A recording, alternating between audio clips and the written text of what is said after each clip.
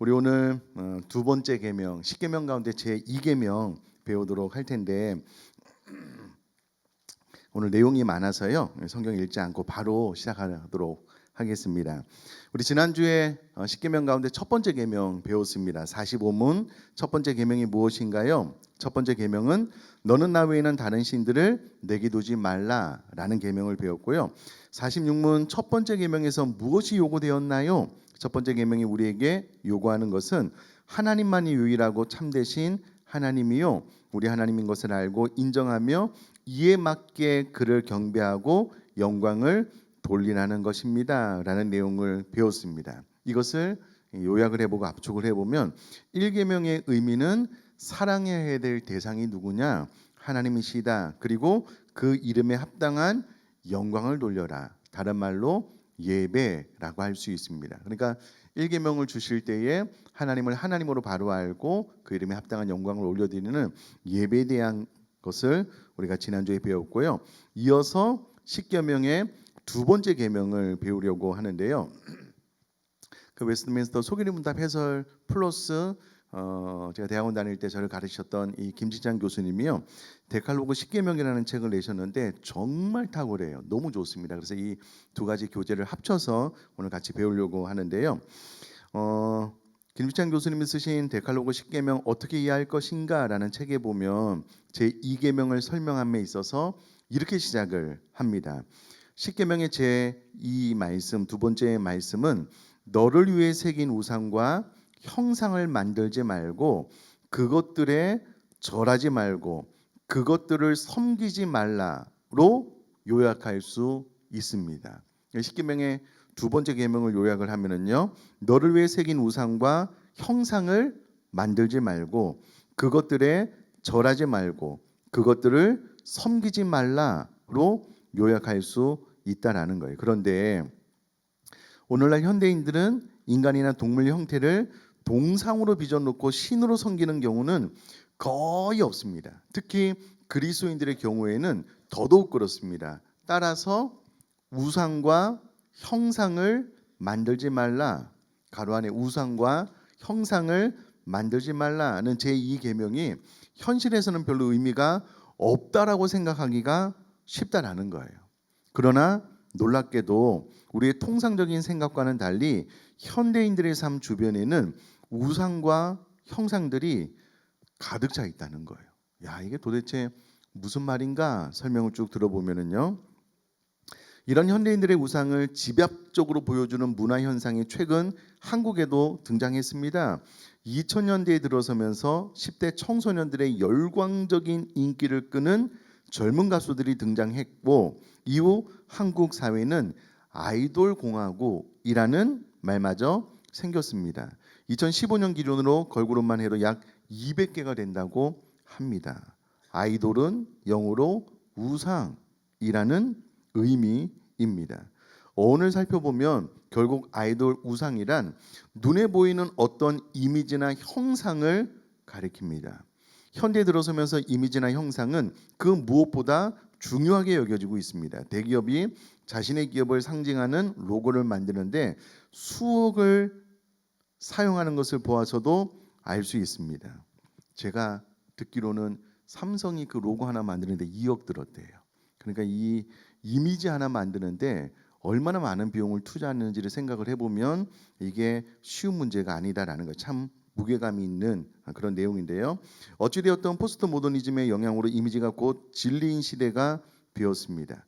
현대에는 그야말로 이미지를 가장 중요시 여기는 아이돌 세상이 되었고 수려한 외모와 탄탄한 몸매를 바탕으로 현란한 댄스로 포장한 이미지 가수들을 아이돌이라고 부르고 있습니다. 다시 말씀드리면 영어 아이돌은 우리나라 말 우상입니다. 그러니까 대놓고 우상이다라고 부르고 있다는 거예요. 그러니까 우리가 생각할 때 아유 뭐 우리가 무슨 동상을 만들어 놓고 그 앞에 절해라고 하지만 사실은 우리 주변에 이와 같은 우상, 움직이는 살아있는 우상들이 너무 많다라는 거예요. 계속해서요. 김지장 교수님의 둘째 아들이 소녀시대 콘서트에 다녀온 일이 있었답니다. 대학 다닐 때 기독 동아리에서 중보기도 팀장까지 했던 아들이 나름대로 신앙생활을 열심히 했다라는 말이죠. 소녀시대 콘서트에 다녀왔는데 쉽게 이해하기 어려우셨답니다. 그래서 아들 녀석에게 이제 그렇게 신앙이 열심히 있는데 왜 굳이 소녀시대 콘서트에 갔냐? 이제 이 자체가 이해가 안 됐다는 말이겠죠. 그래서 아들 녀석에게 콘서트에 다녀온 소감을 물었대요. 근데 그 대답이 너무나 황홀했어요. 이렇게 대답을 했다는 거예요. 그래서 바로 물으셨대요. 그럼 지금까지 예배 중에는 그런 황홀함을 경험한 적이 없었니? 네. 예배 중에는 그런 황홀함을 경험한 적이 없었어요. 이게 무슨 말일까요? 하나님을 예배할 때 그 예배하는 기쁨, 그 은혜, 감동보다 이 아이돌 가수의 콘서트에 참석해서 그 화려한 무대, 춤, 노래를 듣는 것이 더 황홀한 거예요. 그러면 하나님을 예배하는 것보다 어떤 데 더 많은 에너지와 기쁨과 행복을 쏟아부었다고요? 아이돌 콘서트. 그 앞에 가서 열광하고 환호하는 거. 우리가 좀 잘 생각을 해봐야 되는데요. 물론 이렇게 막 뛰고 춤춘다고 해서 다 좀 기준을 어떻게 좀 하기는 좀 어렵지만 그래도 오늘날 예를 들어서 학생들이 청소년들이 하나님을 예배할 때 그렇게 목이 터져라 열광적으로 예배할까라고 생각을 해보면 그렇지 않은 거예요. 그럼 저는 한 번도 이제 축구, 야구 경기를 현장에서 본 적이 없어요. 다 TV로 보죠. 근데 다녀오신 분들의 이야기를 들어보면은요, 예를 들어서 야구 경기를 현장에서 보잖아요. 심장이 터질 것 같아요. 너무 막 이렇게 응원 소리 막 이렇게 해가지고 나도 모르게 막 흥분이 되나 봐요. 그래서 막 응원하고 막 목이 터져라고 외치고 막 이렇게 한대요. 근데 그거를 예배 시간에 그렇게 하느냐? 안 해요. 안 해요. 여러분 스포츠도 우상이 될 수 있습니다. 스포츠를 신이라고 이야기를 하거든요. 그럼 이렇게 생각을 해보면 요즘은 뭐 우상 숭배 안 해요. 아닐 수 있다는 거예요. 진짜. 자요. 물론 젊은 한때에 있을 수 있는 일이라 생각되어서 혼내거나 잔소리를 하지 않았다고 합니다. 그러나 우리가 생각해 볼 것은 이 시대 청소년과 젊은이들에게 아이돌은 그저 열광의 정도가 아니라 숭배의 대상이 되고 있다라는 거예요. 진짜 숭배 받습니다. 이렇게 팬심이 심한 사람들은요, 수십만 원 앨범이랑 그 가수와 관계된 어떤 물건들을 산대요. 수십만 원을. 그럼 그 학생 청년들이 장년부도 있어요. 학생 청년부만 있는 게 아니더라고요. 하나님 앞에 헌금을 그렇게 하느냐? 아니요. 절대 그렇게 안 합니다. 헌금할 때 너무 아까운 거예요. 커피값보다 하나님 앞에 드리는 헌금을 더 아까워하는 친구들이 점점 많아지고 있어요. 그러니까 하나님을 섬기는 것보다 이 아이돌을 섬기는데 더 많은 에너지, 열정, 물질을 드리고 있다는 거예요. 그래서 숭배의 대상이 되고 있다라고 감히 이야기를 하는 것입니다. 이런 시대에 우리가 간과하지 말아야 할 것은 눈에 보이는 물리적인 우상보다 멘탈 이미지, 머릿속으로 상상하는 개념적 우상을 말하는데요. 멘탈 이미지 우상이 훨씬 위험할 수 있다는 것입니다. 사실상 종교 역사를 보면 우상을 만들거나 형상을 만들어서는 안 된다는 십계명의 두 번째 계명만큼 기독교의 독특성을 가장 잘 보여주는 계명이 없습니다. 이 말은 배워보면 이게 진짜 그렇네 이렇게 금방 납득 이해가 되실 거예요. 자, 가로 안에요. 형상이 없는 신을 믿는 종교는 특히 고대 근동 아시아에서는 여호와 종교가 유일하기 때문입니다. 그럼 고대 근동 아시아에서 여호와 신앙을 가진, 오늘날로 말하면 기독교만 본인이 섬기는 신을 형상화하지 않았어요. 다른 모든 종교는 본인이 섬기는 신을 형상화했습니다. 그래서 그 앞에서 절하기도 하고요. 심지어는 그 앞에 자신의 아들을 불살라 제물로 드리기도 했습니다. 근데 기독교만 이 당시에 유일하게 형상이 없는 신을 믿는 종교였다라는 거예요. 자, 계속해서요. 오히려 형상을 만들어 하나님을 잘 섬길 것을 명령하셨다면 이것은 당시의 오타입니다. 당시의 고대 근동 아시아에서 종교를 가진 모든 이들이 하고 있는 형태였기에 이해가 쉬웠겠지만 하나님은 절대로 형상을 만들지 말 것을 명령하셨습니다. 그럼 다른 모든 종교에는 형상을 만들어서 섬기는데 하나님은 형상을 만들지 말라라고 두 번째 계명에서 명령을 하고 있으니 특별한 의미가 있고 형상을 만들면 안 되는 이유가 있다라고 우리가 생각을 해볼 수가 있겠죠. 계속해서요. 그런 점에서 십계명의 두 번째 말씀은 우리를 진정으로 하나님의 자유로운 백성이 되게 만드는 독특한 하나님의 말씀이라 할 수 있습니다. 오늘 배우게 될 십계명 가운데 제2계명은 하나님을 하나님답게 대접하는 방법, 즉 하나님을 바르게 예배하는 방법을 말해 줍니다. 자, 그렇다면 하나님의 형상을 만들지 말라는 제2계명과 다른 신을 섬기지 말라는 제1계명의 차이는 무엇일까요? 다시 한번 요약을 하는 겁니다. 제1계명은 예배의 바른 대상이 하나님이다. 그런데 제2계명은 그 하나님을 바르게 예배하는 방법에 대해서 가르쳐주는 계명이다라고 정리를 할 수 있다는 거예요. 자, 그렇다면 제2계명이 무엇인가? 소개를 문답 49문에 두 번째 계명이 무엇인가요? 이렇게 질문을 하고요. 두 번째 계명은 너를 위하여 새긴 우상을 만들지 말고 또 위로 하늘에 있는 것이나 아래로 땅에 있는 것이나 땅 아래 물속에 있는 것에 어떤 형상도 만들지 말며 그것들에게 절하지 말며 그것들을 섬기지 말라. 나네 하나님 여호와는 질투하는 하나님인즉 나를 미워하는 자의 죄를 갚되 아버지로부터 아들에게로 3, 4대까지 이르게 하거니와 나를 사랑하고 내 계명을 지키는 자에게는 1000대까지 은혜를 베푸느니라.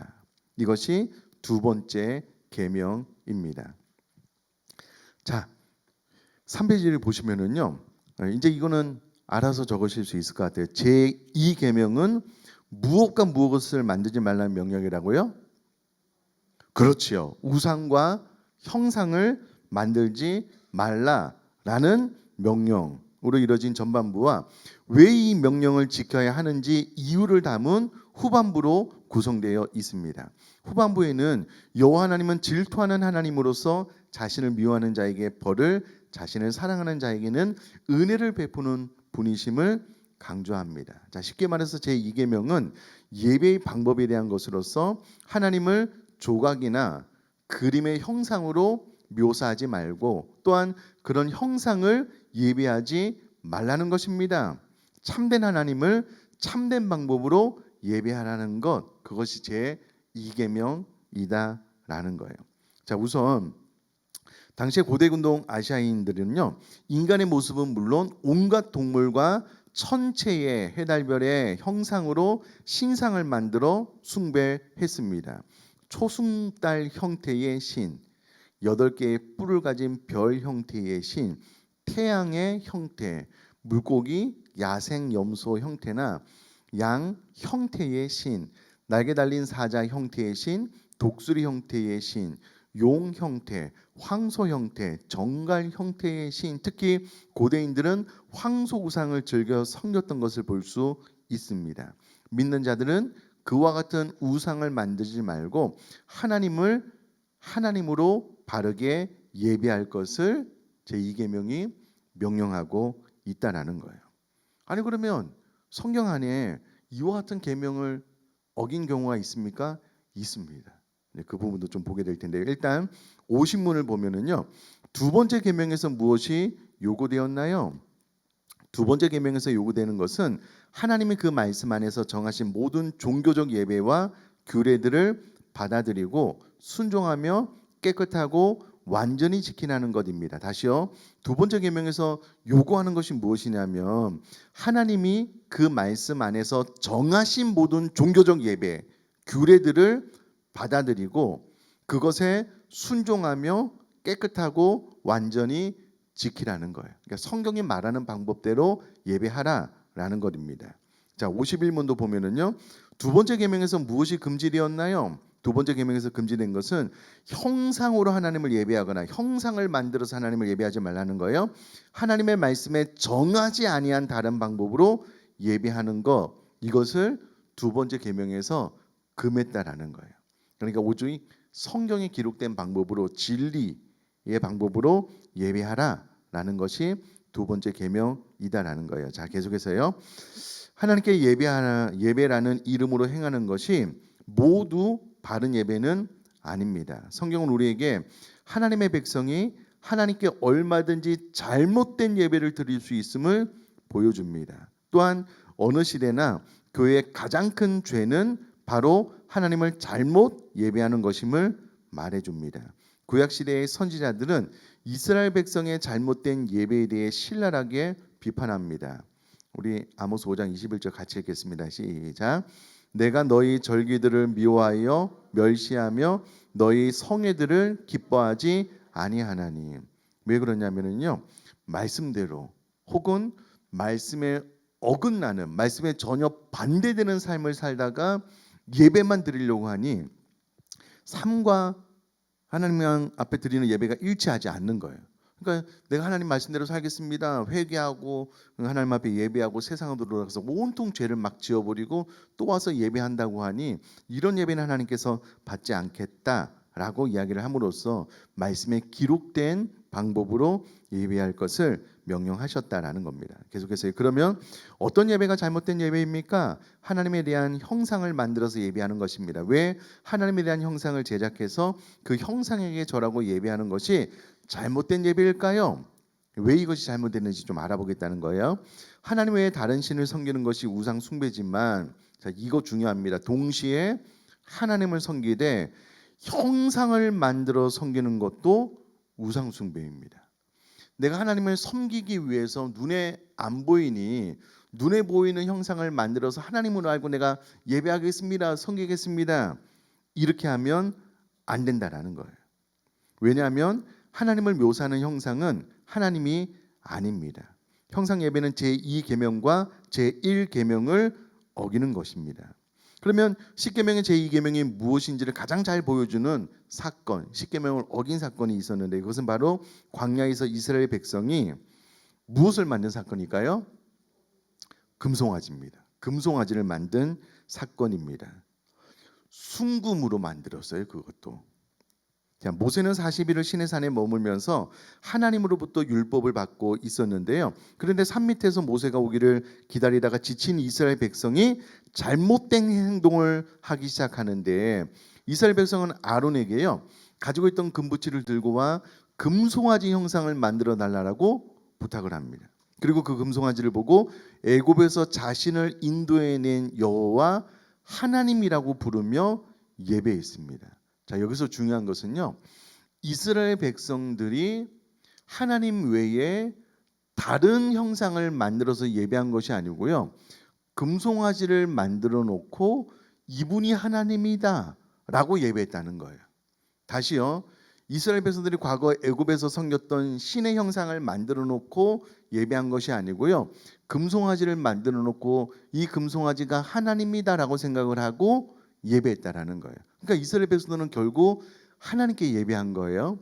그런데 금송아지를 만들어서 예배한 것이 잘못된 것이다라는 겁니다. 자, 계속해서요.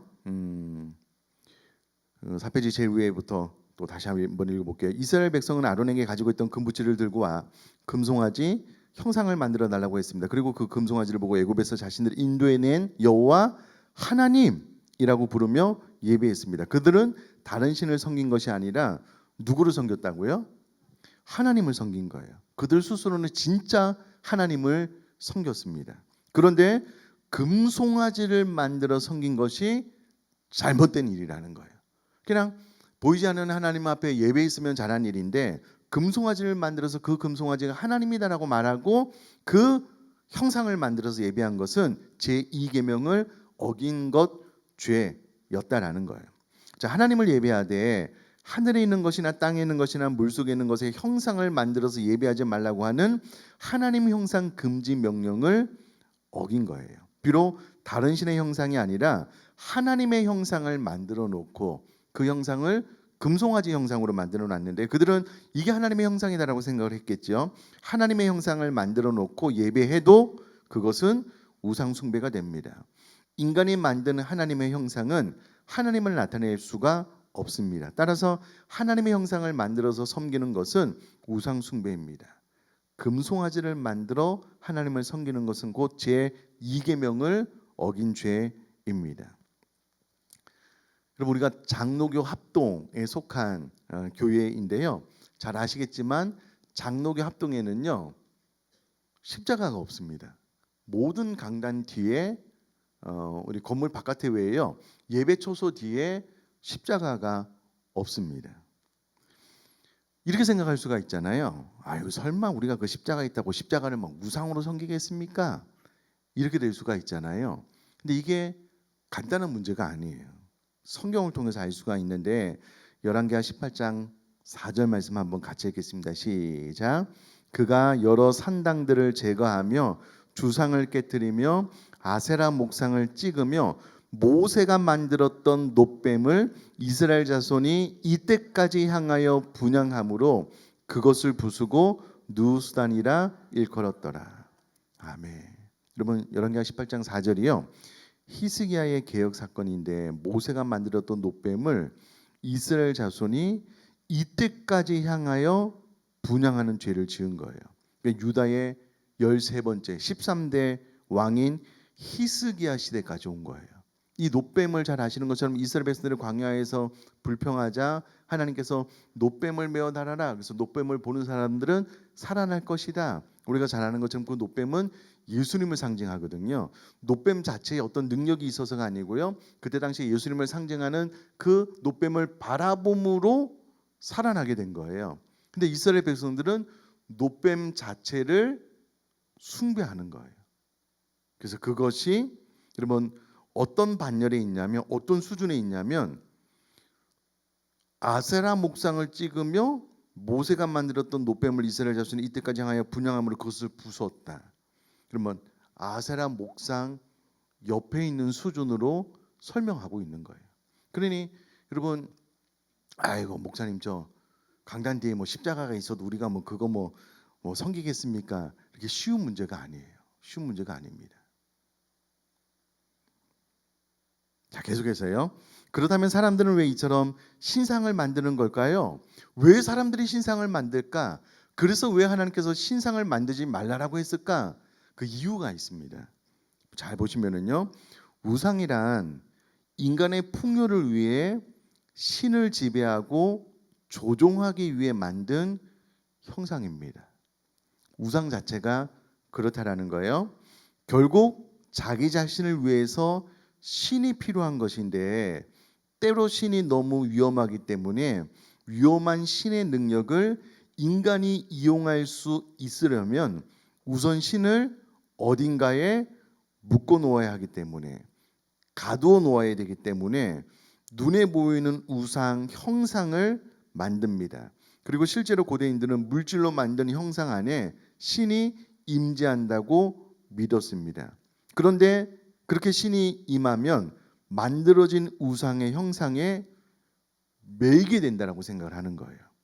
신이 자유롭게 이렇게 풀어져 있을 때는요, 막 다니면서 사람에게 막 재앙도 내리고 막 저주도 내리고 하니까 형상을 아주 멋있게 만들어 놓으면 신이 그 형상 가운데 임하게 된다라고 생각을 했고, 그러면 신이 그곳에 갇히게 되기 때문에 그 신이 마음껏 다니면서 우리를 저주할 수 없다는 거예요. 그리고 그 갇힌 신에게만 열심히 봉양을 하고 잘 섬기면 그 신이 우리를 축복해 줄 거다, 이렇게 생각을 해서 우상을 만들고 숭배하게 되었다라는 거예요. 자, 계속해서요. 또한 우상을 만드는 더 깊은 의도는 이와 같은 방법을 통해 신을 통제하려는 것입니다. 통제. 사람이 신을 통제하기 위해서 우상을 만들어 놓고 그 우상 안에 임하면 갇혀지게 되는 거예요. 그러니까 사람이 신을 통제할 수 있다라고 고대인들은 생각을 했다라는 거예요. 내 마음대로 신을 주물러 보자는 것입니다. 금송아지로 만들든지 아니면 어떤 모양으로 만들어서 딱 세워놓고 나면 그 다음부터는 내 손을 벗어나지 못합니다. 물론 내가 가서 절도 하고 온갖 행위는 다 하지만 그렇더라도 내 눈에 보이는 모습으로 만들어 놓고 나면 내가 마음대로 주무를 수 있다고 생각하는 것입니다. 결국 고대인들이 신의 형상을 만드는 근본적인 이유는 인간이 마음대로 할 수 없는 신을 어떻게 해서든 한 장소에 묶어놓고 통제하고 조종하기 위해서 신의 형상을 만들어 가까운 곳에 세워놓은 것임을 알게 됩니다. 그러니까 하나님께서 두 번째 계명을 주시지 않으면 하나님을 섬기는 여호와 신앙을 가지고 있는 사람들도 어떤 형상을 만들어 놓고, 예를 들어서 이스라엘 백성들처럼 금송아지를 만들어 놓고 이게 하나님이다 라고 섬기게 되면 그 하나님이 여기 제한된 거예요. 여러분, 이것이 법궤에서도 똑같이 나타납니다. 하나님의 임재의 상징 법궤, 블레셋과의 전쟁에서 지자 법궤를 가지고 오면 이길 수 있다라고 생각하는 거예요. 법궤 자체에 어떤 능력과 힘이 있는 것처럼, 왜냐하면 신이 그 안에 갇혀 있는 것처럼 생각을 했거든요. 이런 오류 때문에 하나님께서 어떤 형상이든 만들지 말 것을 명령했다라는 겁니다. 자, 5페이지로 넘어가 보면은요. 잘 생각해 보면 우리가 하나님을 예배한다고 하지만 여러분, 이거 참 중요합니다. 내가 원하는 대로 하나님이 움직이게 하려는 마음이 없잖아 있습니다. 내가 기도한 대로 응답해야지만 좋은 신이라는 생각이 있습니다. 심지어 나의 열정으로, 기도로 하나님을 조종하려는 마음이 있다면 이 모든 것이 바로 우상 숭배의 모습입니다. 여러분, 저를 한번 봐주시겠어요? 우리가 하나님을 생각할 때 이렇게 생각을 많이 해요. 내가 열심히 최선을 다해서 하나님 앞에 기도해서 내 기도를 하나님이 들어주시면 하나님은 좋은 하나님이에요. 내가 열심히 기도를 했는데 그 하나님 내 기도를 들어주시지 않았어요? 그러면 좋은 하나님이 아닌 거예요. 하나님 실망했어요? 하나님 이제 더 안 섬길래요? 이것이 우상 숭배가 되는 거예요.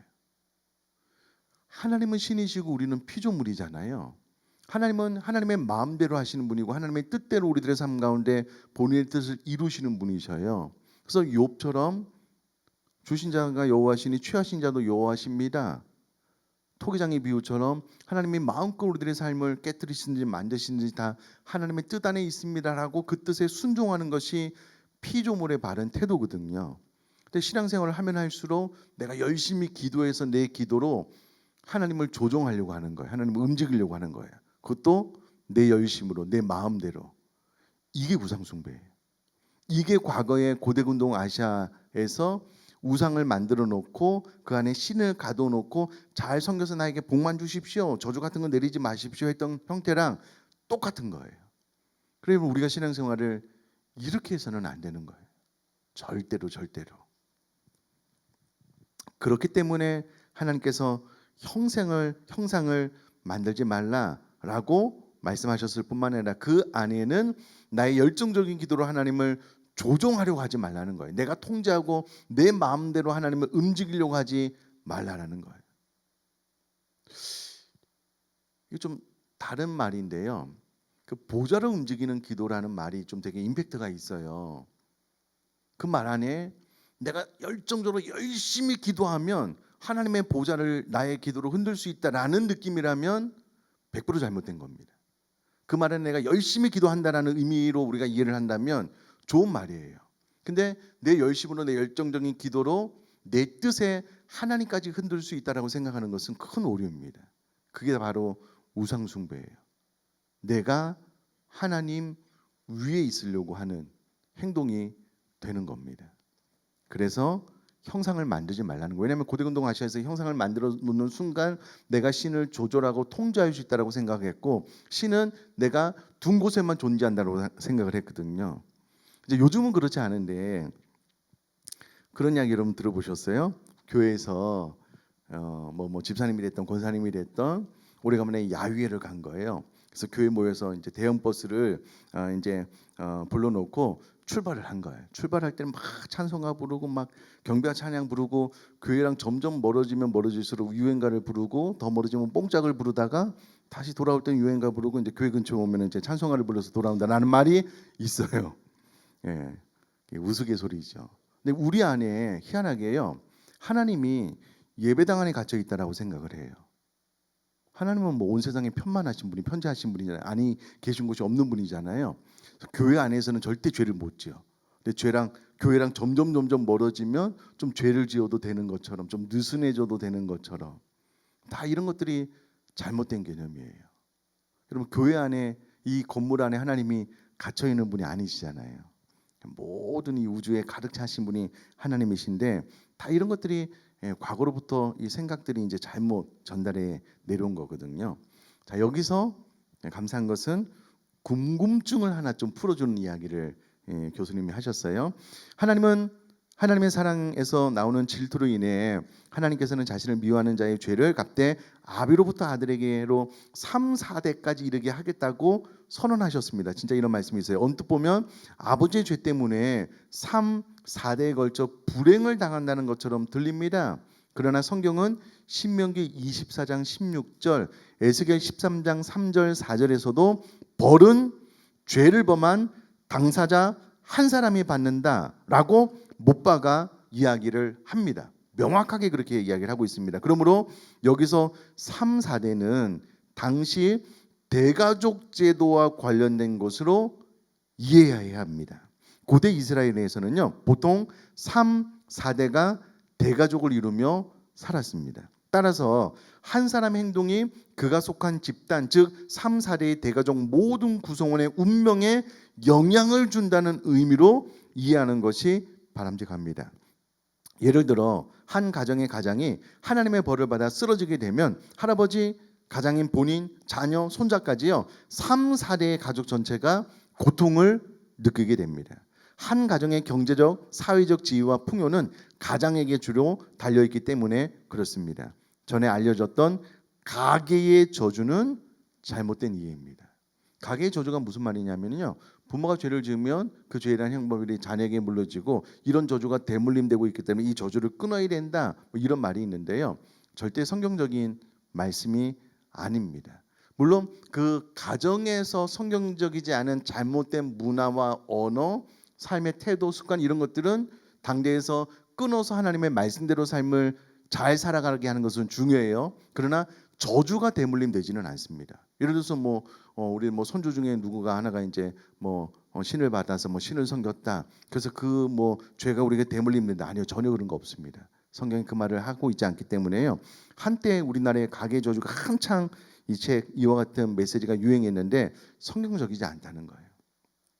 반대로 천대까지 복을 주시는 하나님, 언약 관계 안에서 풍성한 복은 하나님께서 주신다라는 것을 기억하셨으면 좋겠고요. 자, 이제 하나님의 형상을 제작하지 말라고 하신 더 큰 이유를 살펴봅시다. 아니, 더 큰 이유가 있나요? 있대요. 지금까지는 하나님을 형상으로 만들어 섬겨서는 안 된다는 점을 주로 부정적 의미에서 살펴보았습니다. 그러나 가장 큰 이유는 이미 하나님께서 자신의 형상을 만들어 놓으셨기 때문입니다.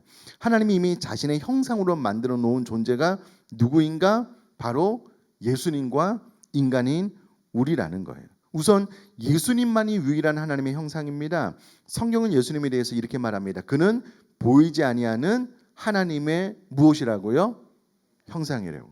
보이지 않는 하나님의 형상이 바로 예수님이기 때문에 예수님은 완전한 하나님, 완전한 인간으로서 우리에게 하나님이 누구신지를 완벽하게 알려줄 수 있는 유일한 하나님의 형상입니다. 우리 요한복음 14장 9절 말씀 읽겠습니다. 시작.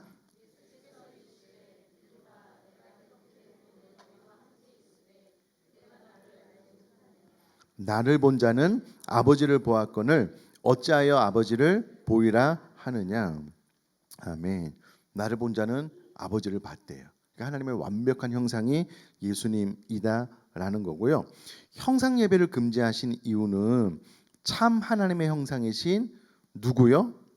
예수님으로만 하나님께 예배해야 하기 때문입니다. 하나님의 형상이신 예수님에 대해 기록해 놓은 책이 바로 성경입니다.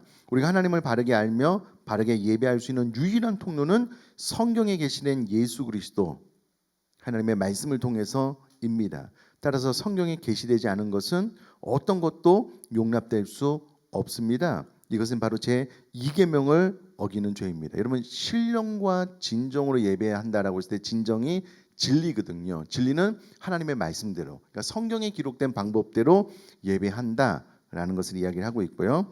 자, 마지막 6페이지를 보시면 그런데 형상이 하나 더 있다는 거예요. 형상이 하나 더 있는데 바로 우리 자신입니다. 자신. 사람은 하나님의 형상으로 창조되었습니다. 성경은 하나님이 인간을 창조하실 때 이렇게 설명합니다. 우리 창세기 1장 26절 27절 같이 읽겠습니다. 시작. 하나님이 이르시되 우리의 형상을 따라 우리의 모양대로 우리가 사람을 만들고 그들로 바다의 물고기와 하늘의 새와 가축과 온 땅과 땅에 기는 모든 것을 다스리게 하자 하시고 하나님이 자기 형상 곧 하나님의 형상대로 사람을 창조하시되 남자와 여자를 창조하시고, 그래서 사람은 이 우주에서 하나님의 형상을 가장 잘 반영한 피조물입니다. 사람은 하나님의 형상을 따라 지성과 감성과 의지를 가진 인격적인 존재로 지음을 받았습니다.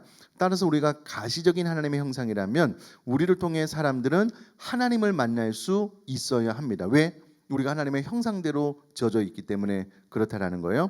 우리가 하나님의 형상이라면 우리를 통해 사람들은 오탄데요. 사람들은 하나님의 말씀을 들을 수 있어야 합니다.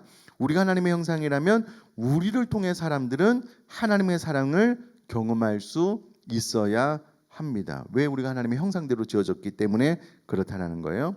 또한 사람은 하나님의 형상을 따라 하나님을 닮도록 창조되었습니다. 즉 하나님의 온전한 형상인 예수 그리스도의 형상을 닮도록 창조되었습니다. 예수님을 닮아가는 것이 바로 하나님의 형상을 만드는 유일한 길입니다. 하나님의 형상으로 지음받은 우리가 예수님의 성품을 닮아가는 것이 바로 하나님께 대한 바른 예배입니다. 이것이 산제사입니다. 참 독특하고 탁월한 십계명 해석입니다. 하나님의 형상으로 지음받은 우리가 예수님의 형상을 닮아가는 것이 하나님께 대한 바른 뭐라고요? 예배라고요. 그러니까 예배당만 열심히 다니면서 뭐 예배 참여했다, 이게 예배가 아니고요. 내가 인격적으로 주님을 닮아가는 것이 바른 예배라는 거예요. 자, 제2계명은 이처럼 우리에게 참된 하나님께 참된 방법으로 예배할 것을 말해줍니다. 자, 52분 두 번째 계명을 지킬 이유들은 무엇인가요? 라고 했을 때에 웨스트민스터 소규리 문답 52인문입니다. 두 번째 계명을 지킬 이유들은 하나님이 우리를 주관하시기 때문에 지켜야 되고요. 우리 안에 있는 그분의 정당한 자리, 우리를 소유하심 때문에 우리가 이 계명을 지켜야 되고요. 그리고 그분 자신만 받아야 하는 경배를 위해 그분이 가진 열심, 열렬히 바라시기 때문에 우리가 이 계명들을 지켜야 된다라는 겁니다. 자, 그런데 현대적인 적용이 있습니다. 이 적용도 참 탁월한 관점인데요. 오늘날 현대 그리스도인들은 하나님을 나무나 돌이나 금속이나 어떤 물질로 재현하여 가시적인 우상을 만들려는 유혹을 받지는 않습니다. 왜냐하면 집에 뭐 만들어 놓고 그 앞에 막 절하고 섬기는 사람 없잖아요.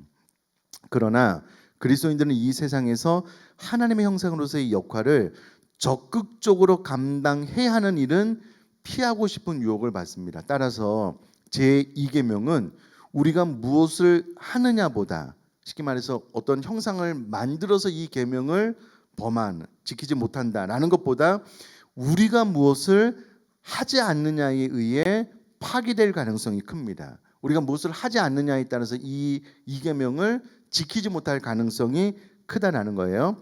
다시 말해 눈에 보이는 가시적 형상으로 우상을 만듦으로써 죄를 범하기보다는 하나님의 형상으로 살지 않음으로써 죄를 범할 가능성이 훨씬 큰 것입니다. 우리는 하나님의 형상, 즉 하나님의 의를 이 세상에 행하는 대리인의 역할을 하지 못함으로써 둘째 계명을 어길 가능성이 더 크다고 할 수 있습니다. 하나님의 형상으로 창조된 자가 하나님의 형상답게 살아가지 못함으로써 제2계명을 어길 가능성이 더 크다는 점을 우리는 명심해야 됩니다. 자, 이제 저를 한번 봐주시면은요, 우리가 하나님의 형상대로 지음을 받았어요. 그래서 세상 사람들은 성경을 안 보기 때문에 누구를 통해서 하나님을 보냐면 우리를 통해서 하나님을 보는 거예요. 우리가 이제 이 계명에 의하면 어떻게 하나님을 예배하냐면 우리가 하나님의 성품을 닮아가는 것이 하나님을 예배하는 거라는 거예요.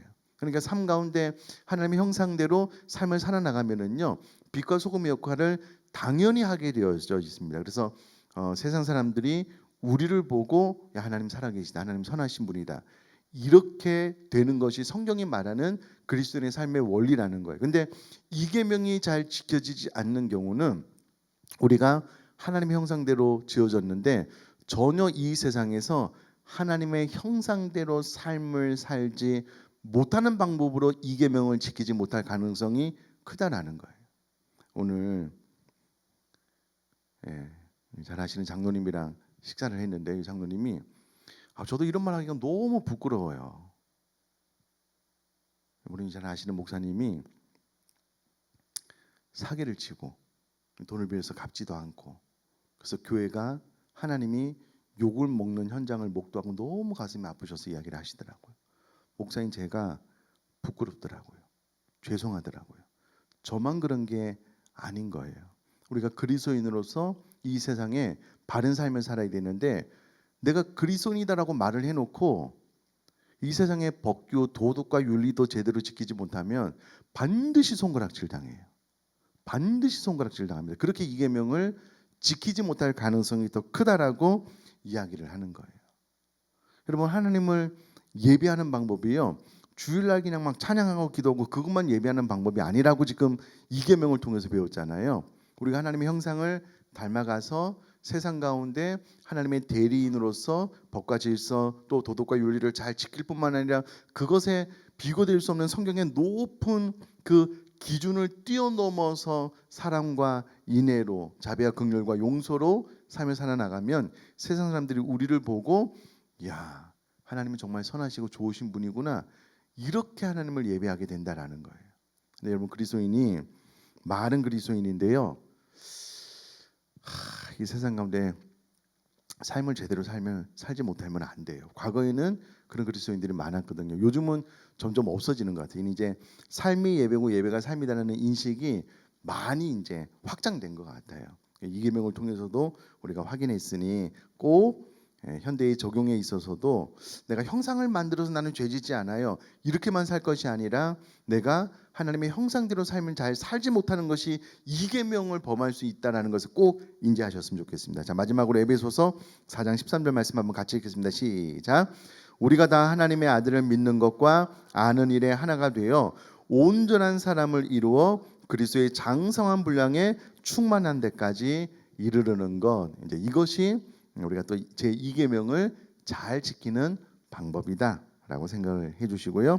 이렇게 되는 것이야말로 제2 계명을 지키는 지름길이 될 것입니다라고 마무리를 하겠습니다. 자, 우리 배운 바대로 각자 깨달은 바대로 마음에 부딪혀 온 그대로 우리가 한번 기도할 텐데 우리가 이 계명을 잘 지켜 행할 수 있도록 바르게 하나님 앞에 예배할 수 있도록 우리 한 30초 1분 정도만 기도하고요. 제가 마무리 기도하겠습니다.